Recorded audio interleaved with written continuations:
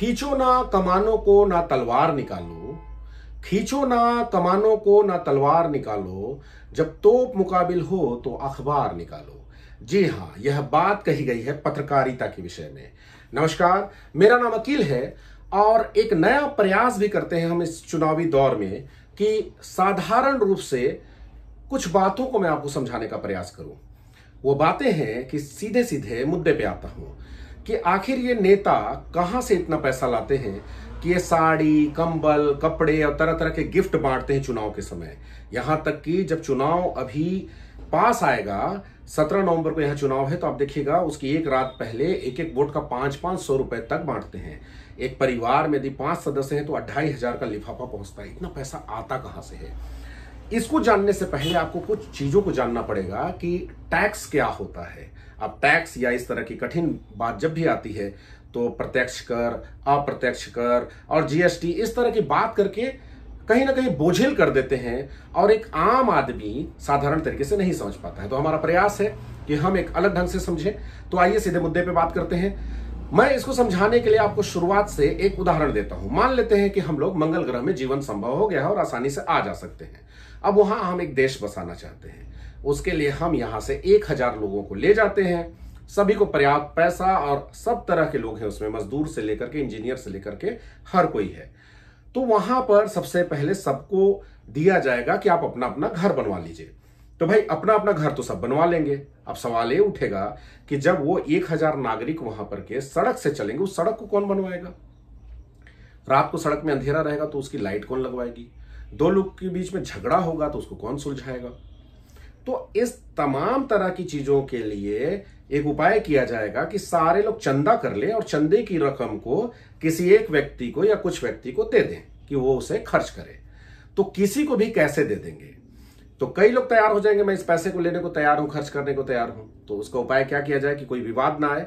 सीधा सीधा कह दिया जाएगा कि भाई साहब, लोकतंत्र को अपनाते हैं, एक डब्बे में चुटका लिख करके जितने लोग भी चाहते हैं उस पैसे को खर्च करना, उसका नाम लिख देते हैं और 1000 का आधा कर लेते हैं 500 से एक भी अधिक वोट जिसे मिलेगा उसे अधिकार होगा इस पैसे को खर्च करने का और वही सारे निर्णय लेगा।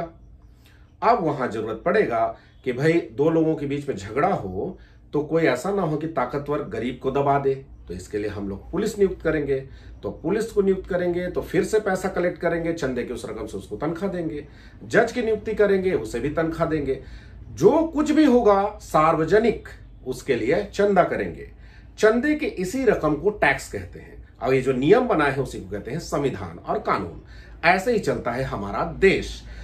अब आप सोचेंगे कि मैं तो टैक्स नहीं पटाता हूं या नहीं पटाती हूं, तो मैं आपको बता दूं कि आप एक छोटे शहर में भी रहते हैं और सुबह उठते ही सबसे पहले आप टूथब्रश उठाते हैं ना, उसमें आप टैक्स पटाते हैं। फिर पेस्ट लगाते हैं, उसमें आप टैक्स पटाते हैं। उसके बाद आप जो कपड़ा पहनने से लेकर स्कूटी या कार में चलते हैं तो आप रोड टैक्स पटाते हैं, टोल टैक्स पटाते हैं। यहां तक कि यदि आपने वाहन लिया है और वाहन प्रदूषण कर रहा है तो सांस लेने तक की टैक्स पटाते हैं। अरबों खरबों रुपए जमा होता है आपकी इस टैक्स की रकम से। उसी टैक्स को कलेक्ट करने वाला होता है जिला का कलेक्टर और इस पैसे पे नजर होती है नेताओं की। तो जब चुनाव होता है तो चुनाव होने के बाद इनको अधिकार मिलता है कि उस पैसे को, जो जनता का पैसा है, उसे खर्च कर सकें। अब देखिए खेल कैसे होता है कि आप इसके लिए फिर से एक दूसरा और साधारण उदाहरण में लेता हूं। सड़क बनाने वाले, डैम बनाने वाले, इन तमाम तरह के कंस्ट्रक्शन डिपार्टमेंट कहलाता है निर्माण विभाग। निर्माण विभाग में आप जाएंगे तो आपको नीचे का अधिकारी मिलेगा सब इंजीनियर, उसके ऊपर का मिलेगा एसडीओ और उसके ऊपर का मिलेगा एग्जीक्यूटिव इंजीनियर। इसलिए है ऐसा कि सारे लोग अपना अपना उपयोग करें। अंग्रेजों ने ऐसा नियम इसलिए बनाया था कि जनता का जो पैसा होगा, टैक्स का पैसा, उसके लिए जवाबदेही पूरे डिपार्टमेंट की होगी, मिलजुल करके काम करेंगे। कोई एक करप्ट करेगा तो उसके ऊपर दूसरा अधिकारी होगा, उसके ऊपर एक अधिकारी होगा कि कोई करप्शन नहीं कर पाएंगे। लेकिन मैं आपको यथार्थ बता रहा हूं, आपको ये ना तो किसी किताबों में मिलेगा और शायद कोई बताए भी ना। होता क्या है समझिए। इसके लिए आपको टेंडर की प्रक्रिया को समझनी पड़ेगी। निविदा कैसे होता है? जनता के इस पैसे से नेता ने अनाउंस कर दिया कि फला जगह की सड़क बनेगी, अब वो अनाउंस करके चला गया।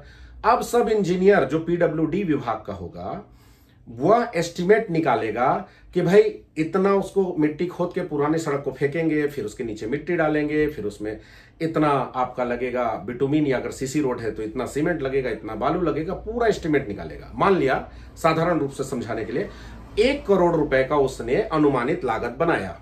अब जो टेंडरर यानी निविदाकार है, ठेकेदार, वो लोग उसमें अपना अपना रेट डालेंगे बंद लिफाफे में। आजकल ऑनलाइन कंप्यूटर से हो गया है। एक ठेकेदार बोला कि साहब मैं तो 98 लाख में बना दूंगा, तो 2 लाख रुपए कम। एक और आया, उसका निकाले तो 97 लाख में बना दूंगा। एक ने कहा कि मैं 95 लाख में बना दूंगा। तो नियम कहता है कि जो लोवेस्ट वन रहेगा 95 लाख वाला, उसे टेंडर दिया जाएगा। क्यों?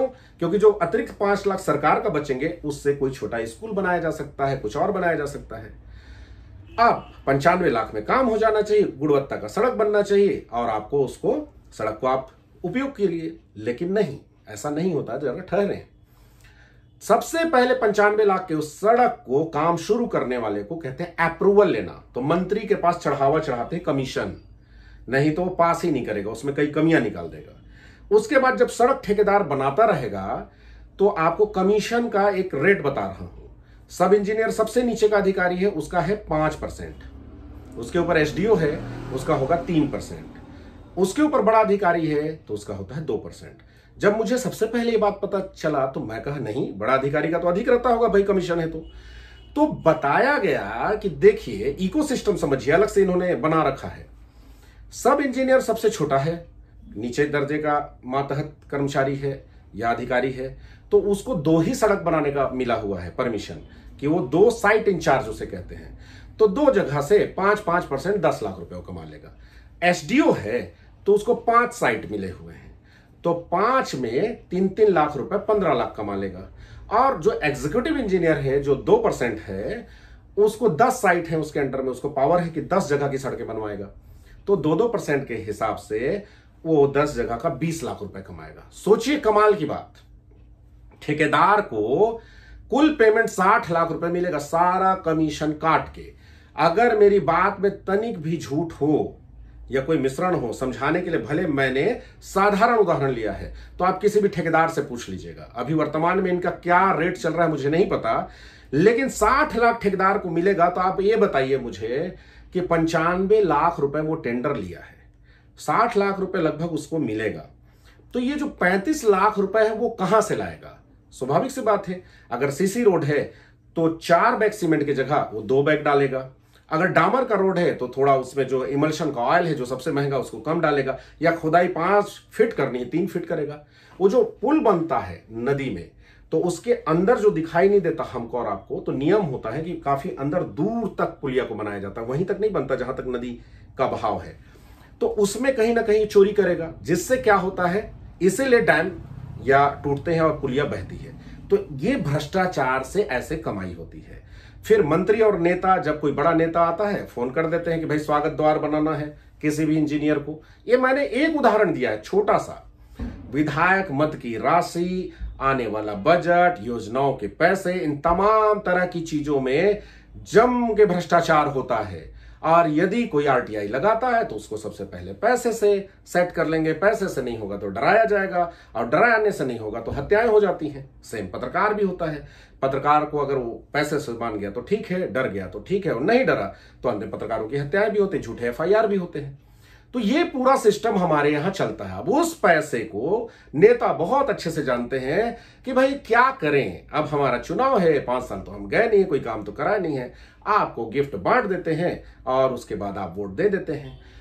तो आप वोट दें, गिफ्ट आज की डेट में अगर किसी, मान लेते हैं 2 पार्टी हमारे यहां, किसी एक नेता या किसी एक पार्टी से आप गिफ्ट ले लिए और दूसरे से नहीं लिए, तो तुरंत समझ जाएगा कि ये पहली पार्टी को वोट देगा। उदाहरण देता हूं, कांग्रेस का आपने गिफ्ट ले लिया, बीजेपी वाले को मना कर दिया, तो बीजेपी वाला समझ जाएगा कि ये तो पक्का कांग्रेसी है। आपने कांग्रेस का मना किया, वो तुरंत समझ जाएगा भाजपा ही है। अब करे क्या? तो मैं बताना चाहता हूं कि आप सक्षम भी, पैसे वाले भी है ना, तो मेरा अपना पर्सनल व्यक्तिगत सुझाव है, आप सबके गिफ्ट रख लीजिए, यहां तक कि साड़ी कंबल को रख लीजिए, गरीब को बांट दीजिएगा, इनको देने दीजिए, आप लीजिए, पैसे आते हैं उसको भी लीजिए। लेकिन क्या बोलेंगे, एक आदमी चोरी करके जायज तरीका बना लेता है कागजों में, जायज तरीके से चोरी करके हमारे टैक्स की रकम को चुरा रहा है। लेकिन क्या बोलता है गांव में जाके कि अरे जिसका खाओगे उसी को ना वोट दोगे। ऐसा कैसे कर दोगे कि जिसका खाए हो नहीं दोगे? तो लोग भी कहते हैं हाँ भाई जिसका खाए हैं उसका गाएंगे। अरे भाई वो आप ही का पैसा आपको लौटा रहा है, बहुत थोड़ा सा, कोई एहसान नहीं कर रहा है, ये मैं आपको बताना चाह रहा हूं। तो इसलिए वोट अपनी मर्जी से दें आप। और ये जो धारणा आप बना रखे हैं ना कि या तो मैं बड़ी पार्टी को दूंगा या बड़े आदमी को दूंगा, होना तो ये चाहिए। अमेरिका में नियम है कि राष्ट्रपति कोई भी 2 बार से ज्यादा नहीं बन सकता। 4-4 साल का कार्यकाल होता है, 8 साल से ज्यादा कोई राष्ट्रपति नहीं बन सकता। तो हम एक ही विधायक को, एक ही सांसद को बार बार 3 बार 4 बार जिताते रहते हैं। अगर बदलाव होगा तो सीधी सी बात है सब में डर बसा रहेगा। और क्यों जिताना है बड़े आदमी को ही, क्यों जिताना है किसी पार्टी के आदमी को? भाई निर्दलीय व्यक्ति भी अगर खड़ा है तो उसकी हिम्मत देखिए कि जानता है कि जमानत जब्त हो जाएगा, तब भी वो इन लोगों से टक्कर तो ले रहा है। तो जो लोग बहिष्कार कर रहे हैं चुनाव का, जगह जगह से वीडियो आ रहे हैं, मैं उनसे कहना चाहता हूं क्यों बहिष्कार करना है? आपके बहिष्कार करने से होगा क्या? नकार खाने में तूती की आवाज, किसी को कोई फर्क नहीं पड़ता आपकी इसकी बात से, थोड़ा बहुत मीडिया कवरेज मिल जाएगा बस। बाकी ये जो अधिकारी हैं, नेता हैं, ये मस्त हैं पैसा कमा करके। मैं जानता हूं मेरी ये बात बहुत बुरी लग रही होगी कुछ लोगों को, लेकिन मैं आपसे कहना चाहता हूं वोट का बहिष्कार बिल्कुल मत कीजिए। आप निर्दलीय को दे दीजिए, क्षेत्रीय पार्टी को दे दीजिए। भाई अगर आप उनको देंगे 5,000 10,000 से सुशोभित कर देंगे उनको, तो हिम्मत करेगा अगली बार कोई भी खड़े होने पर। लेकिन ये कौन है? आप कहते हैं नहीं भाई निर्दलीय तो जीतता ही नहीं, एक ही आदमी को 50,000 60,000 के प्रचंड बहुमत से आप जिताएंगे, उनको भी थोड़ा थोड़ा दे दीजिए। हमारा तो बहुत दयालु है, हमारे यहां से तो कोई आता है तो 2 रुपए 10 रुपए सिक्का उसको दे देते हैं, गरीब को, भिखारी तक को हम नहीं लौटाते। तो आप इन लोग को भी वोट दे दीजिए, लेकिन वोट देने जाइए, मतदान का प्रतिशत बहुत अधिक रखिए, तब कहीं सुधार होगा और नया नेता बनेंगे। क्योंकि आप एक बार वोट दे दिए 5 साल कोई पूछेगा नहीं। ये लोकतंत्र है। लोकतंत्र में जो हमारा टैक्स का रकम होता है उससे ये अधिकारी चाहे कितना भी बड़ा से बड़ा हो, वो हम सब लोगों का नौकर है, सर्वेंट, उसी को सरकारी नौकर कहते हैं। नेता को आप 5 साल में बदल सकते हैं, लेकिन ये हमेशा रहेंगे। नेता इनका ट्रांसफर कर देते हैं, इस वजह से नेताओं की बात मानते हैं, चाहे पुलिस का अधिकारी हो, चाहे कलेक्टर हो, चाहे ये जितने भी मैंने निर्माण विभाग बताया ये सब। लेकिन नेता को हम बदल सकते हैं। तो इसलिए जनता सर्वोपरि है। एक होती है न्यायपालिका, वो स्वतंत्र है। तो मुख्य रूप से हमारे लोकतंत्र में 3 चीजें होती हैं। एक होती है न्यायपालिका जो स्वतंत्र है, और एक होती है जो मंत्रिमंडल, मंत्री परिषद, जिसे हम वोट देकर के 5-5 साल में बदल सकते हैं, और एक होते हैं सरकारी मुलाजिम जो परमानेंट हैं, जो हमारे सर्वेंट हैं। तो आप ध्यान रखिए। चौथी होती है पत्रकारिता, जिसका कोई संवैधानिक वैल्यू नहीं है, परंतु इसमें जो अनुच्छेद 19(1) में अधिकार मिला है आप सभी को अभिव्यक्ति की स्वतंत्रता का, उसके तहत ये पत्रकारिता आती है, जिसे लोकतंत्र का चौथा स्तंभ कहा जाता है। अभी सोशल मीडिया को लोकतंत्र का 5वां स्तंभ कहा जा रहा है, क्योंकि अब ये नेता बहुत चालाक हो गए हैं और ये मीडिया मैनेजमेंट कर लेते हैं, पैसा देके सेट कर लेते हैं, डरा देते हैं। तो आज जिसके हाथ में भी मोबाइल है और इंटरनेट है वो पत्रकार है। तो आप सभी को मैं यही समझाना चाह रहा था कि स्थिति बद से बदतर हो जाएगी अगर आप वोट नहीं डालोगे। तो वोट आप डालिए, सीधे बदलाव नहीं आएगा, थोड़े थोड़े से बदलाव आएगा, ये मैं कहना चाहता हूं। और अंत में आपको कहना चाहता हूं कि इस कदर भ्रष्टाचार बढ़ गया है और इस कदर चारों तरफ भर्राशाही बढ़ गई है कि जो डलहौजी ना कर पाया वो ये हुक्काम कर देंगे, कमीशन दे दो तो हिंदुस्तान को नीलाम कर देंगे। वंदे मातरम का गीत गाते हैं सुबह उठकर, मगर बाजार में चीजों का दुगना दाम कर देंगे। और सदन में घूस देकर बच गई कुर्सी तो देखोगे, सदन में घूस देकर बच गई कुर्सी तो देखोगे, अगली किसी योजना में ये घूसखोरी को आम कर देंगे। शुक्रिया।